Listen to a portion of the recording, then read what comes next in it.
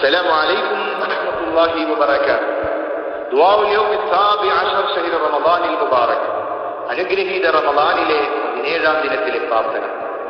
اللهم اهدني فيه لصالح الأعمال واقض لي فيه الحوائج والآمال يا من لا يحتاج إلى التفسير والسؤال يا عالما بما في صدور العالمين. അല്ലാഹുവേ, ഈ ദിവസത്തിൽ എല്ലാ സൽക്കർമ്മങ്ങളിലേക്കും എനിക്ക് മാർഗദർശനം നൽകണമേ. എന്റെ എല്ലാ ആഗ്രഹങ്ങളും അഭിലാഷങ്ങളും ഈ ദിവസം എനിക്ക് പൂവണിയിക്കണമേ. ലോകരുടെ മനസ്സറിയുന്ന നാഥ,